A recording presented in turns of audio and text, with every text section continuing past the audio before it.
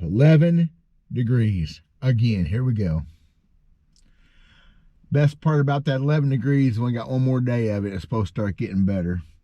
I'm out here in the woods again behind my steering wheel because it's not the only thing I got going for me right now when it comes to fishing. I'm going to tell y'all a story. Hopefully you'll get a kick out of it and I can represent the way it really happened. I'll be right back.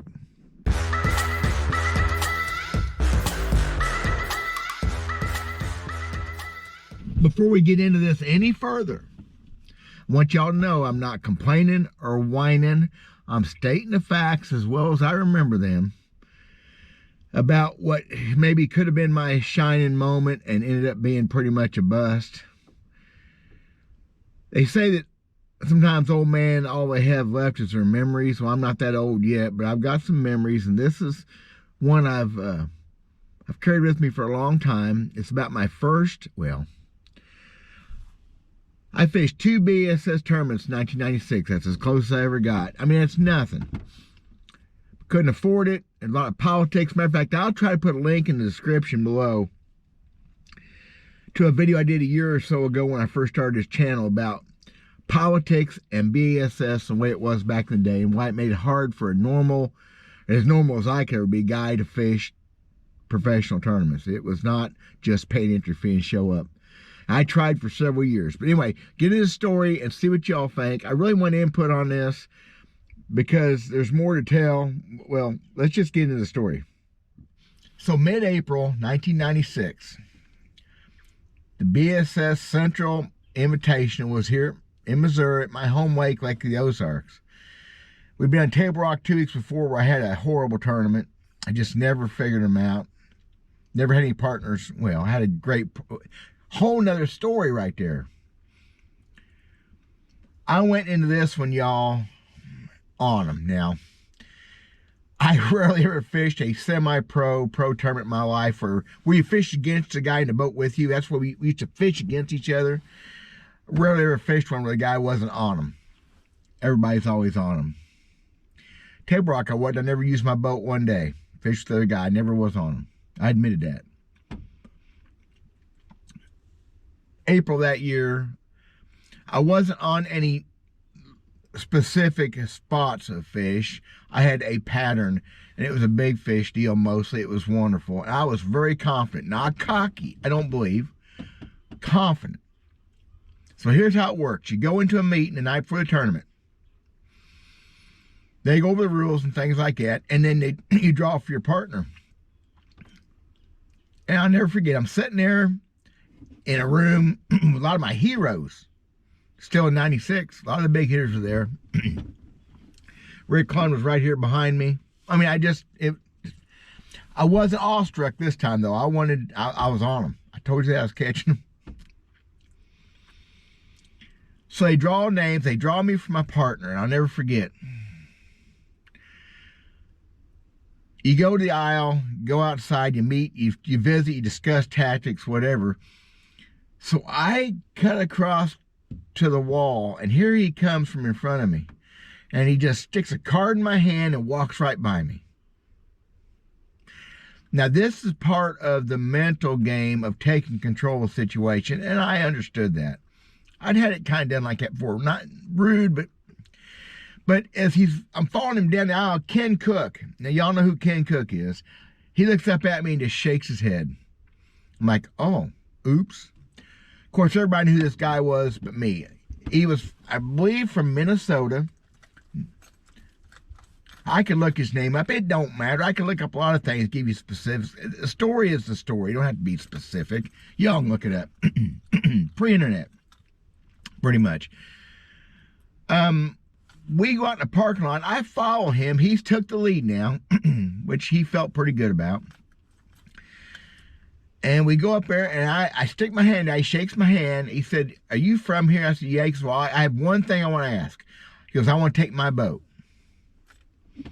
I said, "No, sir. I want to take my boat." "Oh, let's flip."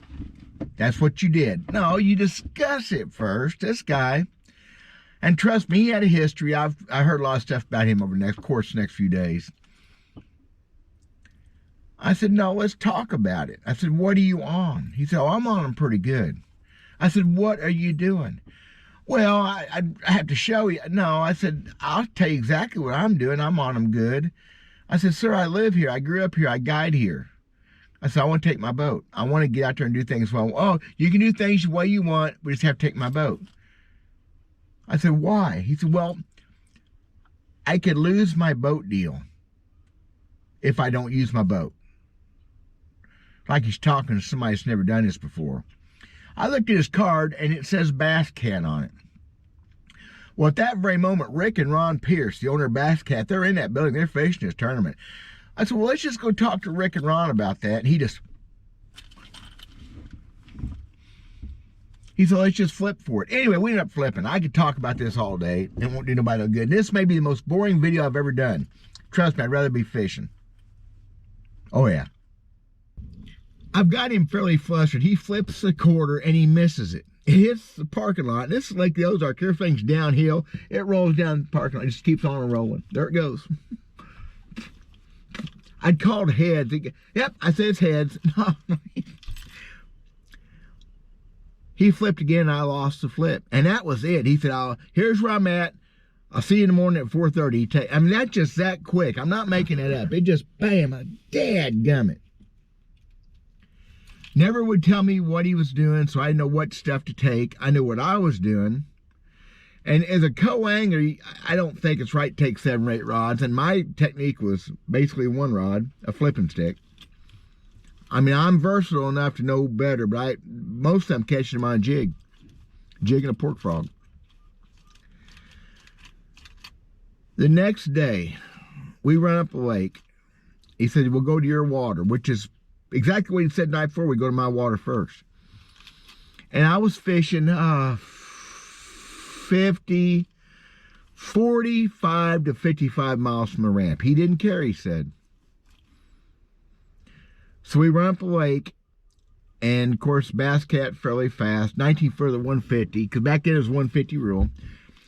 We get up there, and when you get up Lake the Ozarks turns into a river, and it's fairly shallow, and especially in April, the water's still down 4 foot or so. I don't remember. It's down.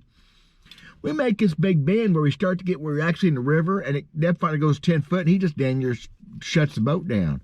I said, whoa, whoa, whoa. And guys are passing us. I said, no, we're good. He was hard to live with for a while. I said, just go where I tell you to go. He said, I can't be crashing my boat. I said, well, hopefully that won't happen.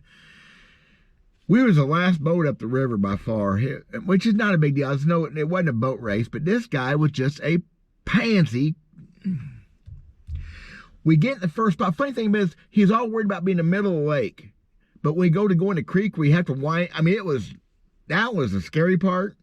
He just ran right through it, never said a word. Ran right up against the bank where I told him to. So we pulled in the first spot where I caught a 7 in practice and left. I mean, I caught that 7, I left. And it's a long story. I commenced to cranking on him on that jig. Oh, we pulled in the first spot. He goes, hope you don't mind, I have a hand control trolling motor. That was the thing back in the day. A lot of guys put a hand control on so their partner wouldn't want to run the boat. I said, sir, that's the exact same trolling motor I have on my boat. He didn't like that at all either, which it was. I had a 70-pound thrust, Minn Kota hand control. Kind of wish I had one of those today. I started spanking these little fish. I caught like 12 of them in just 15 minutes. And the wind's starting to blow. And he said, well, you sure got them little fish figured out. I said, I'd have the big fish figured out if you get off the bank. What? I said, we need to back. We need to get off the bank. This ain't 2 weeks from now. He wouldn't do it. Now, you say, why didn't you go get out of that trolling motor? Well, the wind was starting to blow, and I kind of thought I could whoop this guy from behind, which I did. But I wasn't aggressive enough. I should have been an a-hole, because he was. And I swore it would never happen again. Unfortunately, I didn't get a lot of chances to prove that. I couldn't. Could be mean enough, I guess. We fished that first bank. I cut it off early. He was not going to do anything but get his nose right up on the bank, 3 foot of water. The fish weren't deep. There was no deep water. This isn't deep water, but the fish were 3 to 5 foot deep. We were fishing 1 to 3 foot. And then I measured one fish, 10, 12 inches.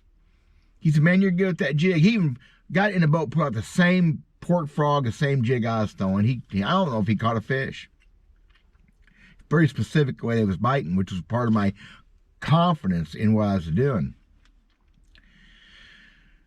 So he didn't argue with obviously I'm catching fish, and we left that creek and went on up like another 6 miles farther up yet, and the wind is howling now. There's a cold front going through. It wind howled for the first 2 days of this tournament. Howled. And we went in there, and we started a secondary point, kind of a 45-degree chunk, pea gravel mixed bank, like you fish. And we're going with the wind. He turned around, went back up it, but he just ran from her wide open, and we did. I said, we need to fish this out. He said, well, I made like 3 pitches in 45 yards. Went across the lake, fishing at secondary point. He had even more wind there, and he's up on the bank, he's getting hung up on. It's just a mess. And that sounds like I'm being hard on him, but I am. The guy was an idiot. He just was no good in that trolling motor. Trolling motor skills are everything, at least the way I fish. So let's go back and hit that bank. Well, we never got bit. I said, we can't fish with the wind. He goes, well, I don't have enough trolling motor to go into it.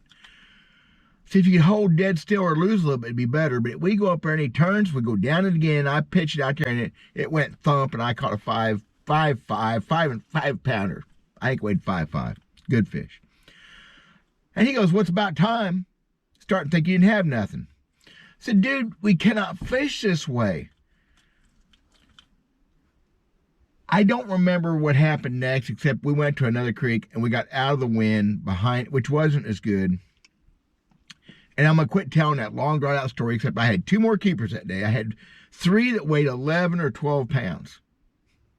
Good, solid fish. He had 1 3-pounder and he broke off. He kept telling me I was retying a lot with 20-pound monofilament. He was throwing braid, which was still fairly new then. He kept saying, you need to be throwing braid, you have to retie. He broke off a dinosaur. I saw it. If it was a bass, it was that deep.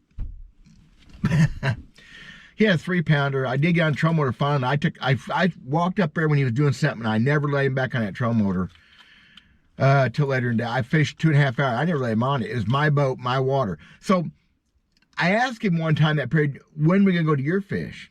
Well, I got some up here, maybe in Cartwright.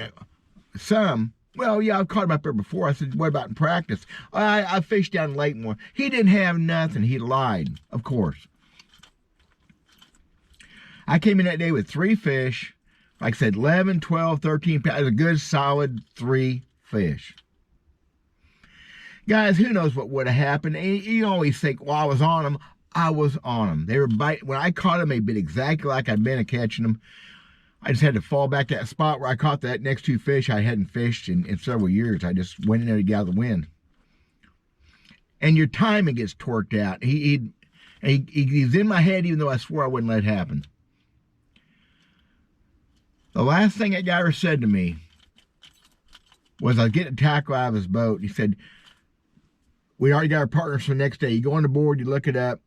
I hadn't went and visited mine yet, but it was Jim Bitter.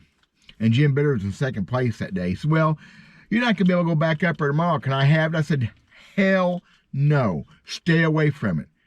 So if I get any chance at all, I'm going to be there. And as far as I know, he did. I never saw him. We was up that way. I never saw him. I'm going to quit right there. Because it's a long story. It's probably boring. I was this close. Let me know what y'all think. If you want to hear the rest of it. The next 2 days weren't quite that dramatic. Although I had some really interesting experiences with Jim Bitter. Good and bad. I think it makes for a good story. Let me know what y'all think. I'm not going to tell it if y'all don't want to hear it. Okay? It's cold. Fixing to go in, I had to go back up. I'd left my microwave at my restaurant. I'm going to go heat some plastic up. I'm starting to pour some plastic baits, working on some jigs, getting ready. Won't be long, we'll be back to fishing. So, let me know what y'all think. God bless. We'll talk to you later.